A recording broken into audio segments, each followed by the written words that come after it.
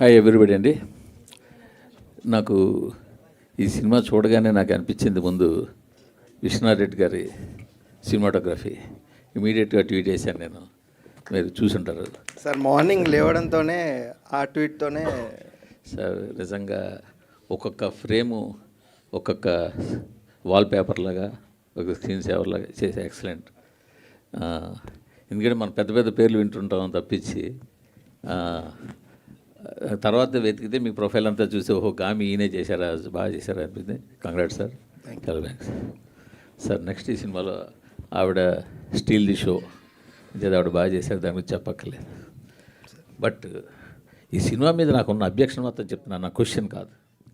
ఆవిడ ఇందాక స్టేజ్ మీద ఒక్కొక్కరిని పిలిచినప్పుడు సుద్ది అయోధ్య గారు రండి ఏదో క్యారెక్టర్ పేరుతో పిలిచారు. ఆయన ఏమని పిలిచారండి మీరు రమ్మని స్టేజ్ మీకి? పంతులు గారు రండి అని పిలిచారు. అదే ఎందుకు అలా పిలవాల్సి వచ్చిందంటే ఆవిడ తప్పు కాదండి. సినిమాలో హీరో కులం ఏమైనా చెప్పారా? హీరోయిన్ కులం చెప్పారా? హీరో తండ్రి ఇంకో క్యారెక్టర్ ఎవరిదైనా కులం చెప్పారా?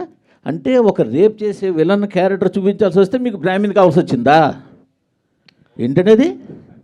ఇది యాక్చువల్గా ఇక్కడ ఉండండి, నేను మాట్లాడుతున్నాను.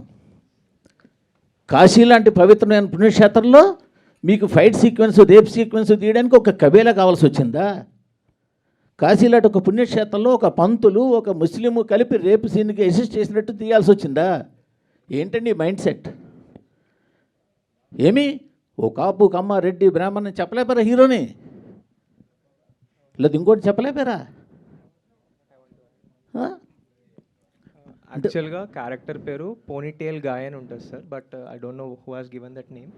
అది తప్పుగా ఇచ్చారు. అక్కడ ప్రొజెక్ట్ చేయడం కూడా అలాగే ప్రొజెక్ట్ చేశారు కదా సార్. క్యారెక్టర్ పేరు హారతికి రావాలి, హారతి టైం అవుతుంది అని చెప్పి. అంటే నేనేమంటే మీరు ఇప్పుడు ఒక పర్సన్ టార్గెట్ చేయాలనుకున్నప్పుడు చేస్తే చేయండి, అది మీ ఇష్టమే, కాదనంటల్లా.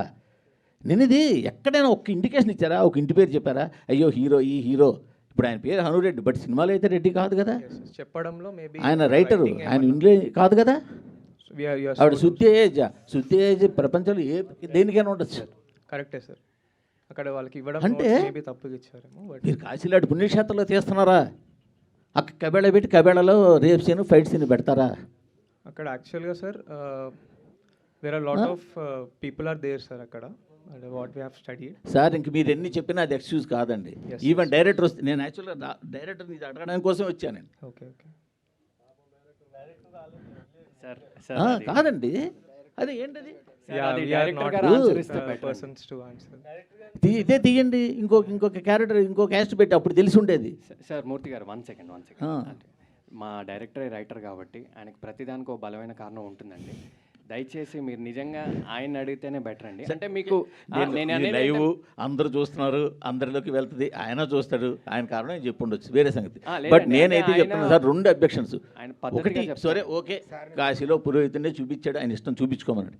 కాశీలో పుణ్యక్షేత్రం అండి, ఆ పుణ్యక్షేత్రంలో ఒక కబేళా చూపించి అంత భారీ కబేళా పెట్టి ఆ కబేళాలో ఒక ముస్లింలు పెట్టి వాళ్ళేమో ఈ పంతులు సపోర్ట్ చేసినట్టు ఏంటండి? ఏం చెప్పదలుచుకున్నారు ఇండైరెక్ట్గా మీరు?